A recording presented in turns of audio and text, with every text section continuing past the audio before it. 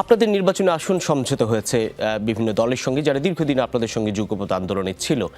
সেই আসন সমঝোতা যে সকল প্রার্থীদের সঙ্গে হয়েছে, সেখানে আপনাদের দলেরই বিদ্রোহী প্রার্থীরা প্রতিদ্বন্দ্বিতা করছেন, তাদের অনেককে বহিষ্কার করা হয়েছে, কিন্তু এখনও বহিষ্কারের পরেও সেটার কোনো সমঝোতা হয়নি। দলের সবচেয়ে সর্বোচ্চ নেতা যিনি, তিনি আপনাদের দলের একজন প্রার্থীর বিরুদ্ধে দাঁড়ানো এক বিদ্রোহী প্রার্থীর সঙ্গে আলাপ আলোচনা করেছেন, সাক্ষাৎ করেছেন, এরপরে সেখান থেকে চলে গেছেন। তারপরে আবার সেই প্রার্থী সাংগঠনিক কর্মকাণ্ডের কারণে বা সংগঠন বিরোধী কর্মের কারণে বহিষ্কৃত হয়েছেন। এই যে বিদ্রোহী প্রার্থী যারা আছে, তাদেরকে নিয়ন্ত্রণ করতে পারছেন কি পারছেন না, এমন একটা দোলাচালের মধ্যে কতটা স্মুথ হচ্ছে আসলে আপনাদের পথ চলা?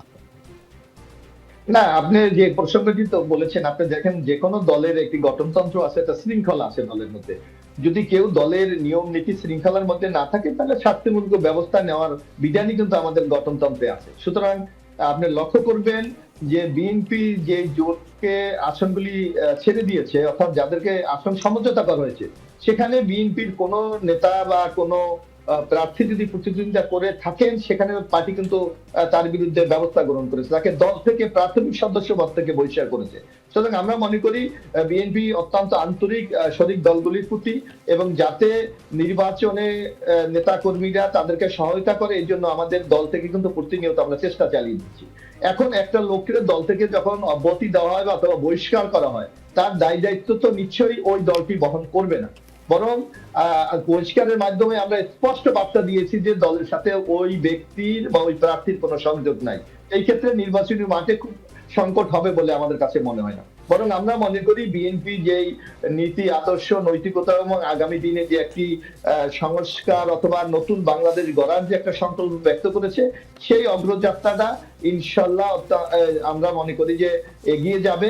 এবং বাংলাদেশের জনগণ, আপনি ইতিমধ্যে লক্ষ্য করেছেন যে আমার বিএনপির যে ইতিবাচক পদক্ষেপগুলি, সেই পদক্ষেপের প্রতি আস্থা রেখে আগামী দিনে বিএনপির প্রতি তাদের ম্যান্ডেট অথবা রায় প্রদান করবেন, যার মাধ্যমে আমরা মনে করি আগামী দিনে ইনশাল্লাহ বাংলাদেশের রাষ্ট্র ক্ষমতায় বিএনপি আসবে। এবং শরীরদেরকে নিয়ে আমরা ইতিমধ্যে ঘোষণা করেছি যে বিএনপি যদি এককভাবে রাষ্ট্র ক্ষমতা যাওয়ার যোগ্যতা অর্জন করে, আমরা সবাইকে নিয়ে একটি জাতীয় সরকার গঠন। কিন্তু আপনাদের এই বিদ্রোহী প্রার্থীদের যদি দমন করতে না পারেন, সেটা আপনাদের জন্য কতটা চ্যালেঞ্জের হবে বলে মনে হয়?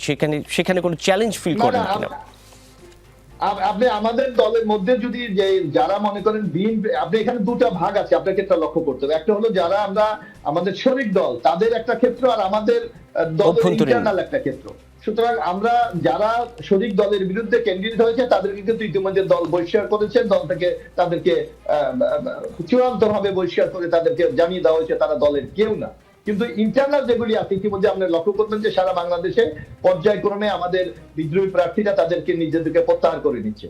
এবং সর্বশেষ আমরা মনে করি যে দিন প্রত্যাহার হবে, বিএনপিতে কোনো বিদ্রোহী প্রার্থী থাকবে না। আমরা ঐক্যবদ্ধ ভাবে জনাব তারেক রহমানের নেতৃত্বে ইনশাল্লাহ আগামী দিনে আমরা নির্বাচন করতে পারবো। এই ক্ষেত্রে কোনো সংশয় আছে বলে আমরা মনে করি না, এবং কোনো বিদ্রোহ প্রার্থীও আমাদের থাকবে না।